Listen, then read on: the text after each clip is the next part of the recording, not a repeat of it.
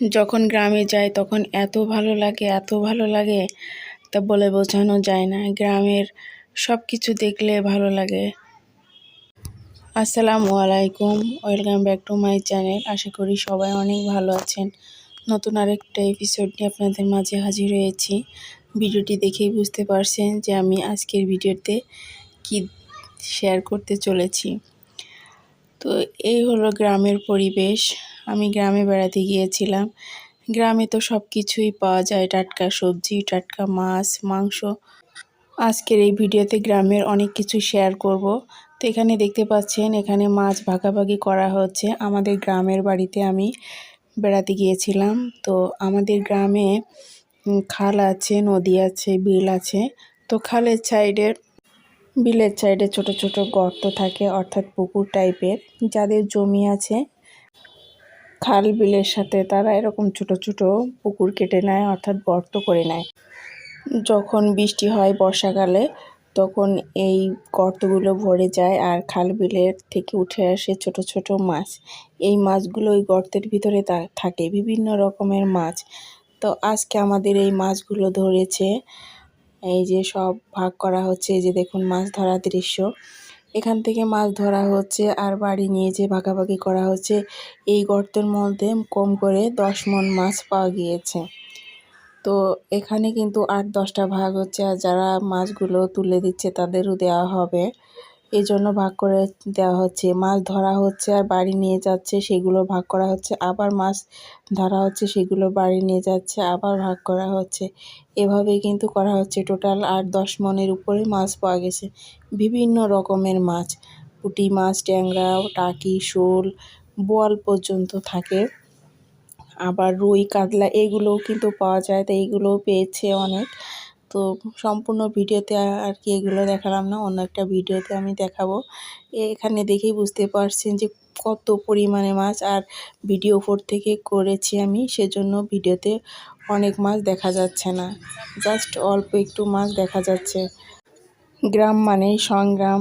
দেখুন কত কষ্ট করে গ্রামের মানুষগুলো কাজ করে খড়ি বানানোর জন্য, অর্থাৎ গ্রামের মানুষ যেটা দিয়ে রান্না করে সেটাকে খড়ি বলে। তো এই গোবর দিয়ে কিন্তু এগুলো গরুর গোবর, এই গোবর দিয়ে এই যে পাটকাঠির সাথে এভাবে করে এগুলো গরুর গোবরের লাঠি বলে, এগুলো শুকায়েও কিন্তু জাল দেয়। তো দেখুন কত কষ্ট করে কিন্তু তারা সংসার করে, গ্রামের পরিবেশের সাথে খাপ খাইয়ে তারা চলে। রোগ ব্যাধি সবই আছে, তারপরেও কিন্তু তারা কাজ করে। এই কাজগুলো কিন্তু শহরের মানুষ করতে পারবে না। আর গোবর অনেকেই দেখলে তো নাক ছিটকায়, কিন্তু গ্রামের মানুষ হাতে চটকায় চটকায় যেভাবে করে এই গোবরের লাঠিগুলো তৈরি করে। আর এই লাঠিগুলো অনেকে আবার বিক্রি করে, যাদের আর্থিক দিক দিয়ে অসচ্ছল, তারা এই লাঠিগুলো বিক্রি করে তারা টাকা দিয়ে সংসার চালায়। মোট কথা, গ্রামের মানুষ অনেক কষ্ট করে বেঁচে থাকে, অনেক সংগ্রাম করে। আমার একটা বাড়ির পাশে কাকিকে দেখেছি সারাদিন কাজ করে করে সন্ধ্যার সময় গোসল করতে। গ্রামে জীবনযাপন করা কিন্তু অতটা সহজ না, কিন্তু তারপরও গ্রামের মানুষগুলো খুব সহজ সরল হয়। সারাদিন ধরে তারা কাজ করে, কোনো কাজের মানুষ নাই, নিজেরাই নিজেদের সব কাজ করে। আর শহরে আপনি এক টুকরো বাসার মধ্যে থাকবেন, 2-3টা কাজের মানুষ। ঘর মোছার কাজের মানুষ আলাদা, মশলা করার কাজের মানুষ আলাদা, কাপড় কাচার কাজের মানুষ আলাদা, এইসবই আর কি। এই যে দেখুন এখানে ধান মাড়াই করা হচ্ছে, মহিলা মানুষই কিন্তু ধান মাড়াই করছে। তারপরও কথা হচ্ছে, গ্রামে যারা বাস করে তারা মাংসের যে চাহিদা সেটা বাড়ির থেকেই কিন্তু হয়ে যায়। এই যে দেখুন হাঁস মুরগি পালন করে, দুধ, ডিম, ছাগল পালন করে, সেগুলো কিন্তু তাদের বাড়ির থেকেই হয়ে যায়। আবার পুকুরে মাছ থাকে, সবজি হয় বাড়িতে, আবার ফসল হয় মাঠে, ধান, বিভিন্ন রকমের ফসল হয়, সেগুলো বাড়িতেই করা হয়।